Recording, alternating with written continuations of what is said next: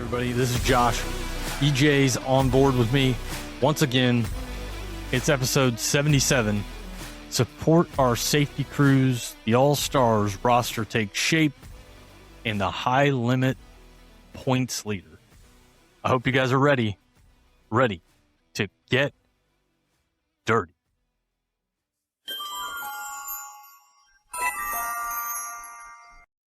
This week in dirt racing history, we're going back to March 25th of 2017 to Mansfield Speedway. In the 410s, Caleb Helms gets the win, DJ Foose in second, and Danny Beaumont would round out the podium.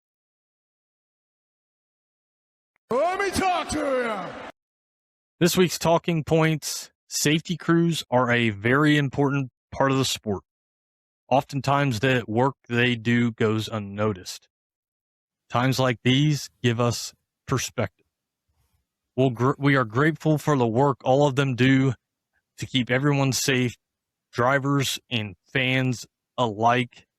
Unfortunately, on March 14th at Kennedale Speedway, the racing community lost Mr. Hurt after he was involved in a fatal accident while responding to an on-track incident. Billy Hurt was involved in the safety and rescue sprint car drivers for over 23 years, helping to lead safety efforts with ASCS, the World of Outlaw Sprint Cars, the Tulsa Shootout, and the Chili Bowl. Mr. Hurt was also in the fire service since 1982, first served as a volunteer before spending 26 years as a career firefighter and EMT. Our thoughts are with everybody that was affected by this terrible incident and something we don't like to see. We really appreciate the safety crews there at EJ. Tough job, and they always do a really good job, and you hate to see something like this happen. Definitely a tough time for our sport, for sure. You don't think of, safety workers and stuff being ones that's actually out there putting their lives on the line and getting hurt like that. But, that's just a sport that we love. And, every part of it's dangerous, from us in the stands being a fan to the driver in the car. Well said. So Speedway Motors owns the dirt track at Las Vegas, and they also own a bunch of other, I guess not a bunch, but a few other premier dirt tracks in the country. Some that include Texas Motor Speedway, Bristol Motor Speedway, I think. Some of the ones that high limit go a lot and do the weekend with NASCAR. So there was drivers going through the fence and stuff, right through the fence one night. And, it's just, and last year with all the rocks in the surface and people getting injured for quite a few races, and that affected their entire season. So just from these premier tracks, I just don't see why we're not seeing better out of facilities that, NASCAR's backing. Yeah, I completely agree with you on that. I mean, I looked at the schedule for the dirt track at Las Vegas, and besides high limit weekend, there was no racing there. So, I think that leads to part of these issues. If you're not there somewhat regularly, you're probably not checking on the facility, which leads to stuff like that happening. Luckily, nobody there got hurt this year, but, you would like to see, especially being associated with NASCAR tracks, you'd like to see a little bit more work on the dirt track side. Hopefully, moving forward into 2027, my guess is that the high limit's going to be back there once again. Maybe they take a step in the right direction there in Las Vegas. Yeah, that's definitely what we hope to see. I seen Zeb Wise on March 13th. He posted, if anyone was ever wondering what the perfect dirt track conditions are, the World of Outlaw show at Kennedale is damn near there. Whoever works the track there deserves a hat shake. That's going still to the premier thing. So yeah, he's wasn't that long ago Zeb was running full time, and obviously now he's still paying attention, and yep. It's good to see stuff like that. You don't always get perfect track conditions. That's pretty rare. So pretty cool to see. Yeah, pretty cool to see Zeb there putting out the hat shake for the track workers at Kennedale. Moving to CBI Industries, where they partner with Spire Motors, and they've got the Triple Crown champ from USAC, Logan CV, driving the 87 sprint car. CV looked pretty good in it so far. It's a pretty slick ride on top of that. Listen, the dude wins in USAC. I don't think that's going to change when he puts the wing on. I think it's going to take time to get accustomed to that. But as we've seen and as we'll talk about here shortly, Terrence Horston's looking pretty good too. Yeah. CV, he's a 4-crown winner before, right? Yep. And he's got, I heard quite a few opportunities with racing with High Limit this year in that ride. So definitely excited to see him get more 410 starts for sure. Yeah, I'm pretty sure there was a 4-crown I was at where he won 3 of the races, One of them that he did not win had a wing on it, so he's in a good ride too. He'll be coming. He'll be coming. Yeah. So. Yep. Jason Myers Racing is proud to welcome 14-year-old Jet Barnes for select 360 wing sprint car events this spring. Young kid with a strong work ethic and a passion for the sport. Jet's going to take on a 4-race schedule across Ocean Speedway and Placerville Speedway. Made his debut on March 20th at Ocean Speedway. Younger and younger, they're coming. Did you happen to catch the race on March 20th, EJ?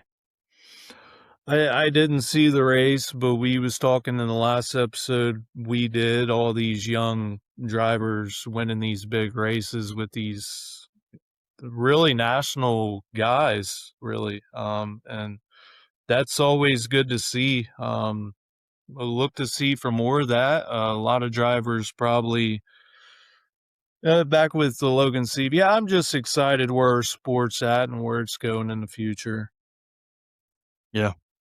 Yeah, I mean, it's good to see young folks coming up and getting a chance. I mean, I don't know. It seems like that's more commonplace now than it has been in the past. Whether that's right or not, I don't know. But good to see young kids getting a shot, and hope the best there for Jet Barnes. Oh, yeah.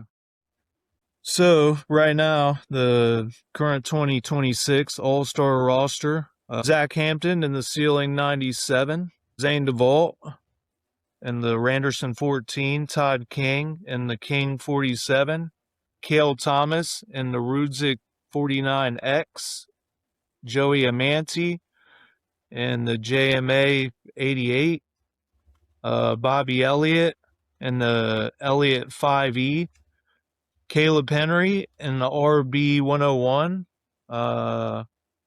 Keith Sheffer Jr. in the Grove 45, Leighton Wagner in the Wagner 38, Cody Bova in the Bova 20B.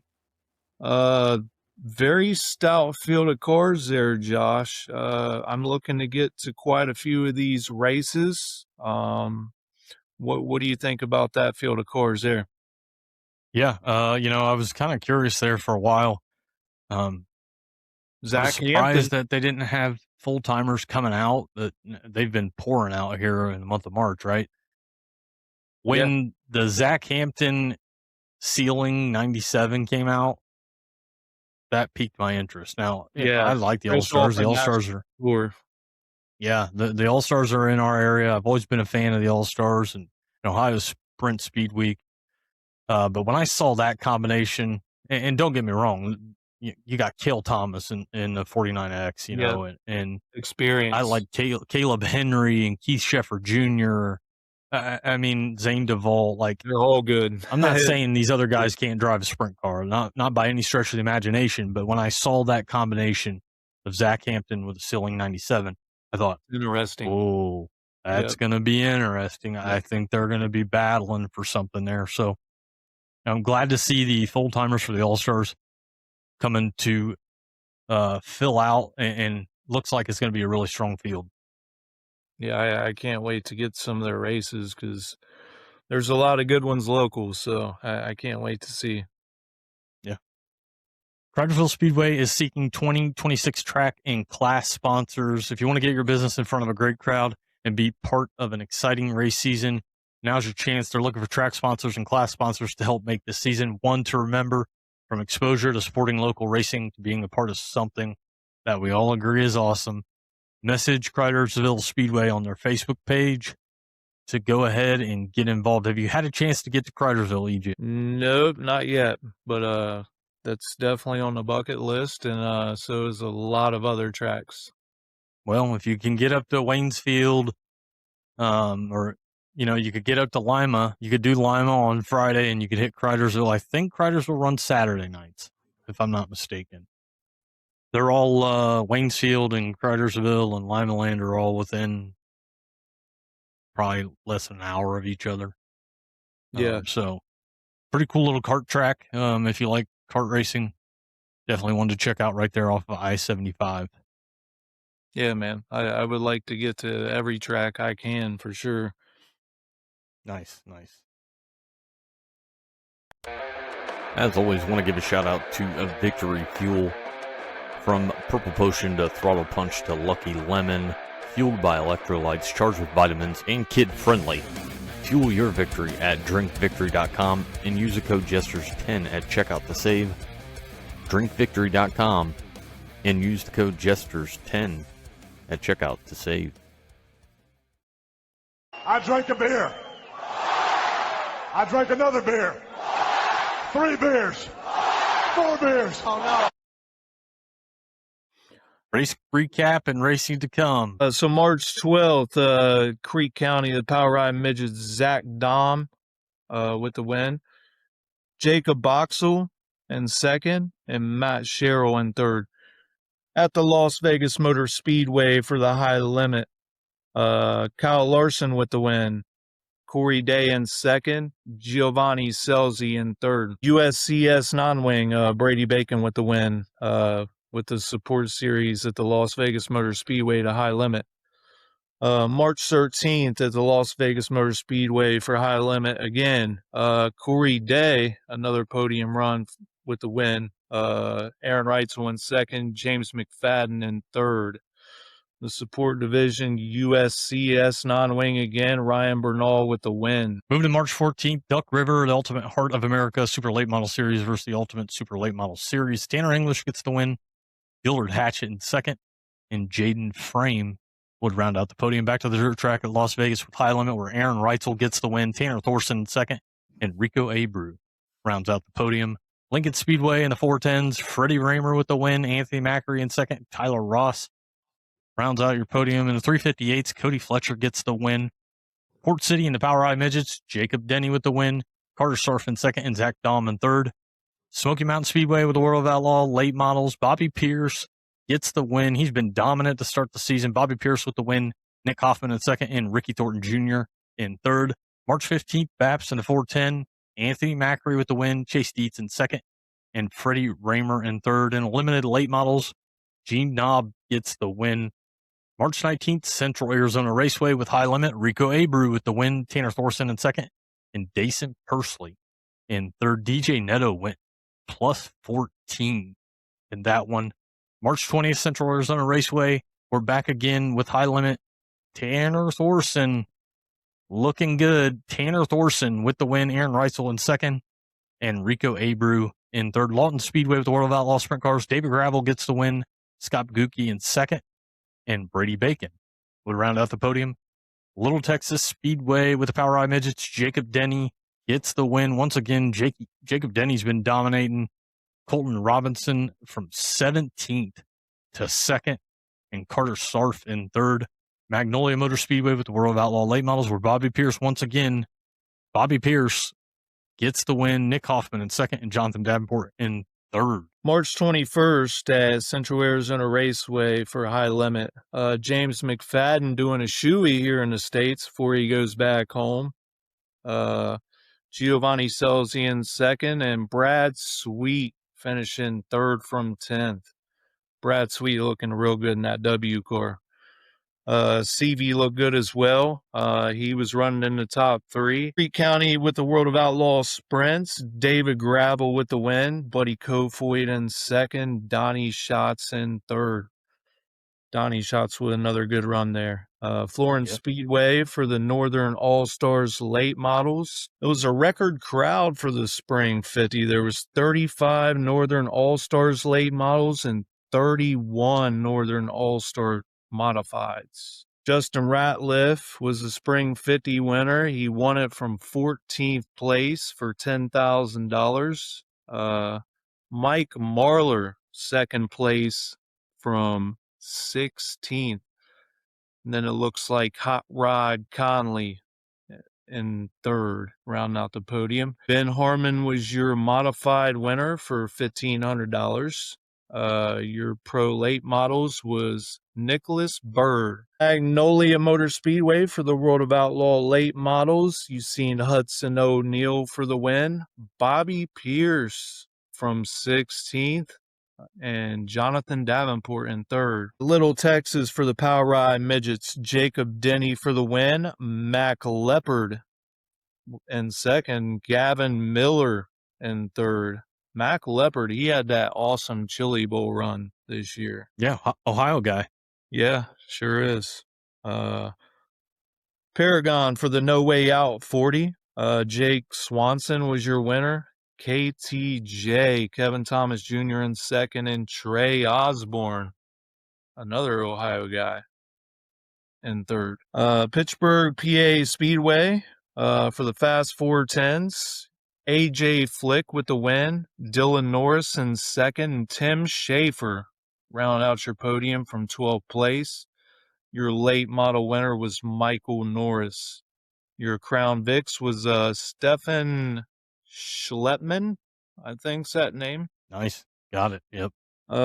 So Port Royal for the PA Posse 410s. There's a lot of hype around that series this year. Have you got your subscription for their TV yet? No.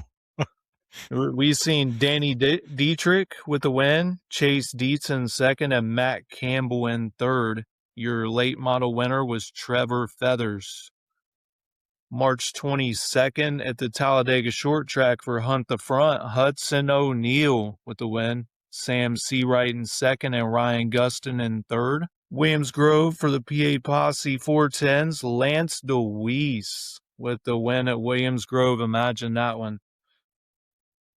Dylan Norris in second and Justin Whittle in third. Yeah. I mean, takeaways. What are your takeaways from the recap? You know, we missed last week, so we had some more recaps in there than normal. I think my takeaways are, to no surprise, Dave Gravel wins again. 3 in a row for Gravel. He's starting to pull away already.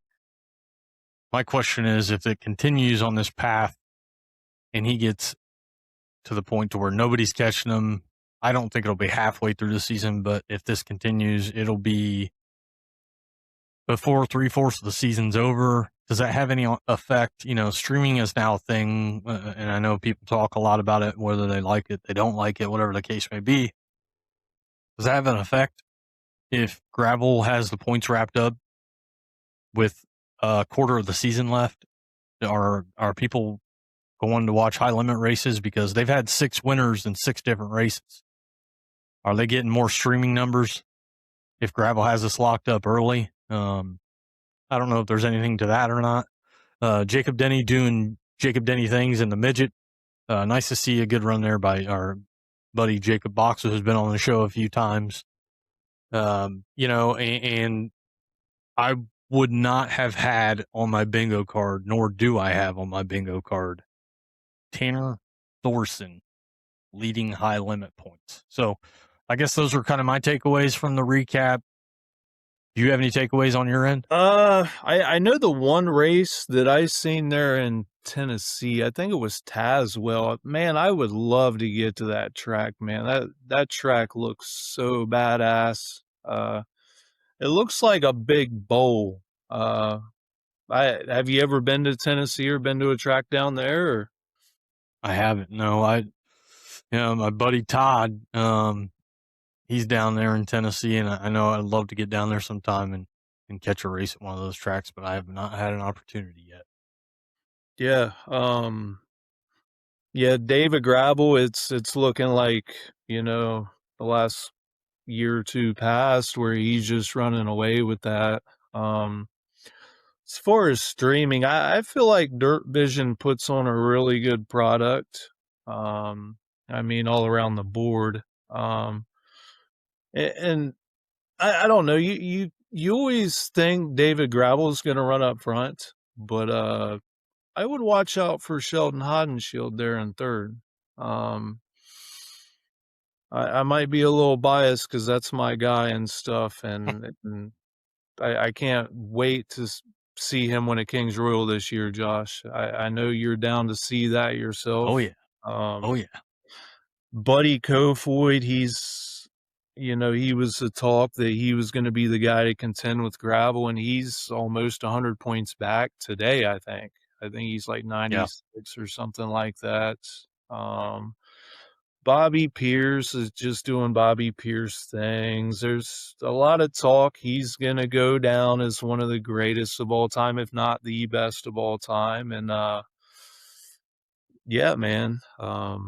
I think as far as both the World of Outlaws are concerned, I don't know. Good luck touching last year's champions. Yeah. I mean, they don't call him the smooth operator for nothing, right?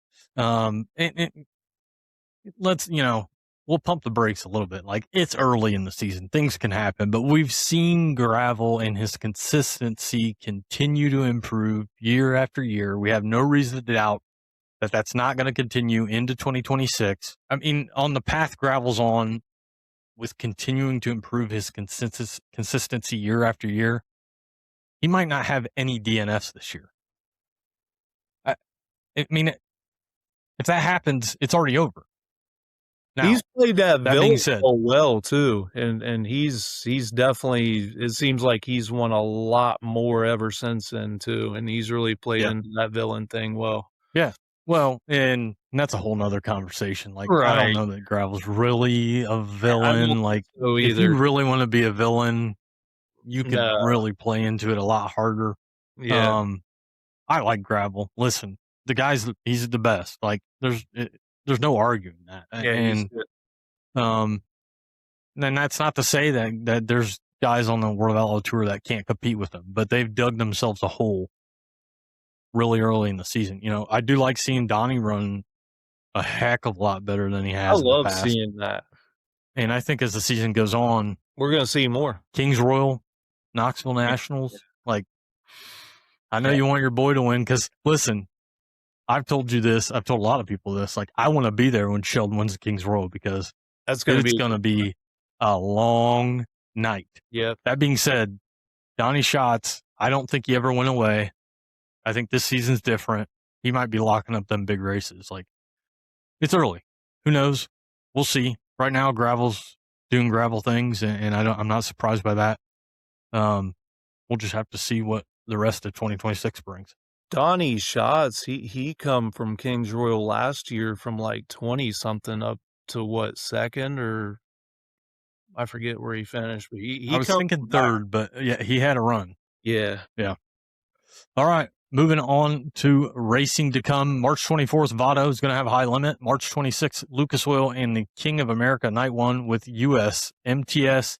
March 27th, Atomic and Lucas Oil late model Buckeye Spring 50 with Legends on hand.